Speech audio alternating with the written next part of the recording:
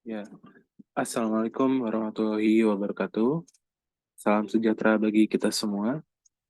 Perkenalkan, di sini saya Zevanya Tamingon dari Prodi Manajemen untuk Universitas Pancasakti.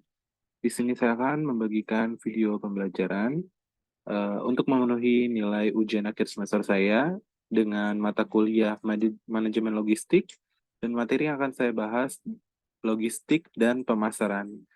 Untuk izin dari Ibu dosen Iva Masrifa MM. Baik, langsung saja.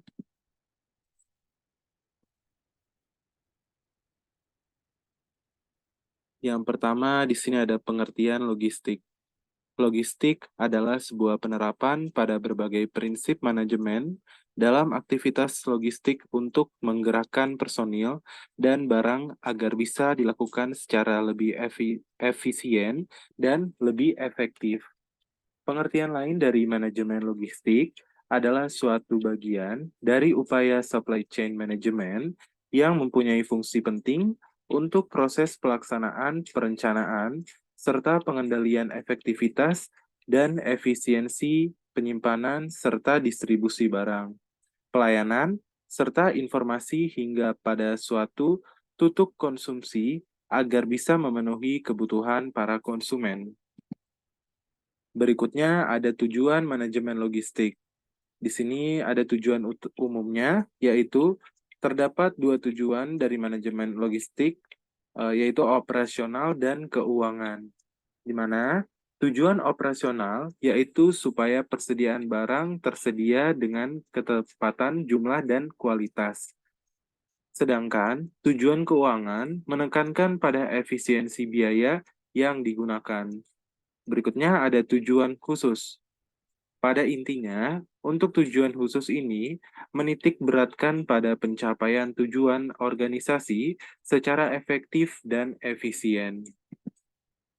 Lanjut, di sini ada tugas dari manajemen logistik, yaitu pertama adalah bagian dari aktivitas penyaluran. Jadi, secara global, tugas manajemen logistik adalah menjaga keseimbangan di antara biaya dan pendapatan dalam rangka meraih profit. Tugas ini sangatlah sulit.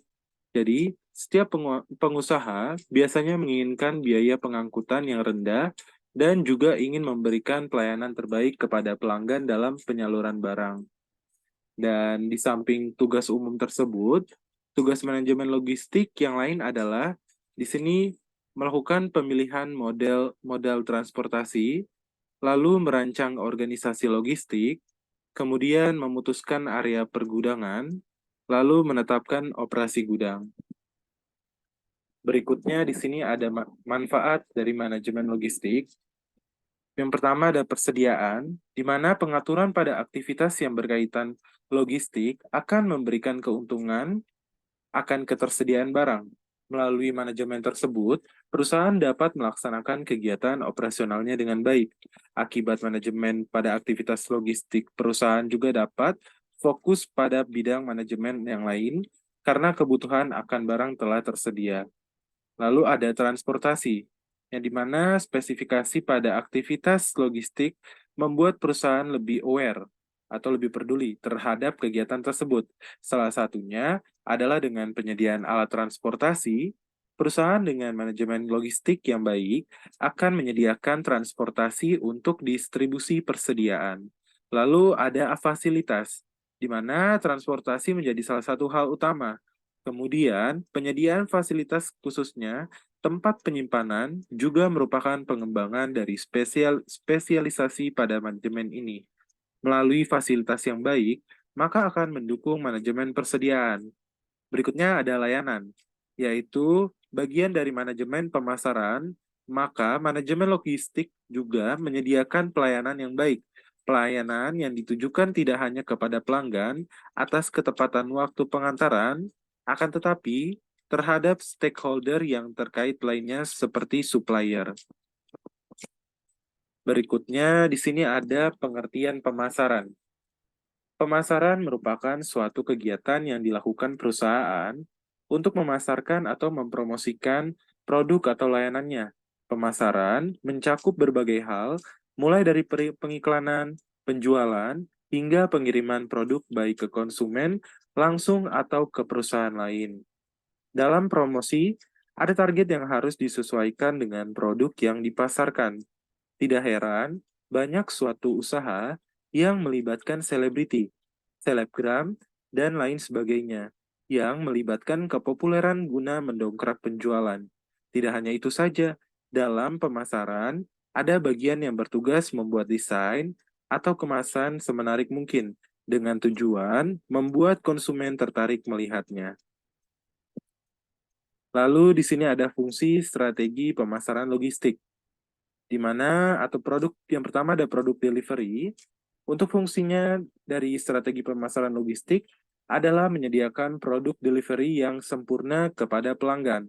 Di sini, menggunakan jasa logistik berarti Anda mengharapkan pengiriman barang ke tangan pelanggan dapat berjalan dengan lancar, sehingga barang yang Anda kirimkan bisa sampai ke tangan pelanggan dengan sempurna. Berikutnya ada price, yaitu fungsi strategi pemasaran logistik selanjutnya adalah sebagai penentu harga jasa logistik yang harus Anda bayarkan. Pada strategi ini, marketing logistik harus dapat menentukan harga yang masuk akal dan bisa disetujui oleh kedua belah pihak. Lalu, ada promotion, yaitu fungsi promotion pihak jasa logistik harus menyusun strategi pemasaran yang baik, sehingga mereka bisa menjamin bahwa faktor promosi dalam produk yang Anda kirimkan bisa terjaga selama proses pengiriman. Yang terakhir, di sini ada place, adalah di mana pihak jasa logistik bertanggung jawab untuk menyusun strategi pengiriman terbaik dari lokasi Anda menuju lokasi pelanggan, sehingga Anda dan pelanggan bisa mendapatkan harga pengiriman terbaik dan semuanya mendapatkan keuntungan. Lalu tujuan pemasaran, di sini ada mempromosikan produk atau layanan. Tujuan pertama dari pemasaran adalah memperkenalkan kepada calon konsumen tentang produk dan layanan yang ada. Memperkenalkan produk atau layanan dapat dilakukan dengan promosi. Promosi dapat dilakukan dengan berbagai media, tergantung dengan kebutuhan dan modal yang dimiliki perusahaan. Lalu, ada merealisasikan target penjualan atau layanan. Di sini, baik perusahaan skala besar maupun kecil tentu memiliki target yang harus terpenuhi dalam satu satuan waktu. Dengan pemasaran yang efektif, maka perusahaan tentu akan memperoleh penjualan yang maksimal. Namun, hal ini tergantung dengan jenis strategi pemasaran apa yang digunakan. Berikutnya ada mengetahui kepuasan konsumen, yang dimana kepuasan konsumen juga harus menjadi perhatian bagi setiap perusahaan, karena kepuasan konsumen akan menjadikan masa depan produk di perusahaan menjadi lebih baik. Jika konsumen tidak puas dengan produk yang dibeli, maka hal ini akan mempengaruhi perusahaan untuk berujung rugi dan gulung tikar. Dan berikutnya di sini ada kesimpulan, di mana dari materi yang sudah saya berikan atau saya bagikan kepada teman-teman, itulah penjelasan pengertian logistik, lengkap dengan tujuan, tugas, dan manfaat logistik pada perusahaan. Pada pengertian logistik ini, harus kita pahami secara baik agar kita mampu membuat sistem logistik yang baik untuk perusahaan atau bisnis yang kita miliki. Dan selain itu, manajemen logistik kita juga harus mampu menyusun strategi marketing, atau bisa disebut dengan pemasaran. Secara singkatnya adalah dari pemasaran, merupakan berbagai tindakan yang dilakukan perusahaan untuk menarik para konsumen ataupun klien.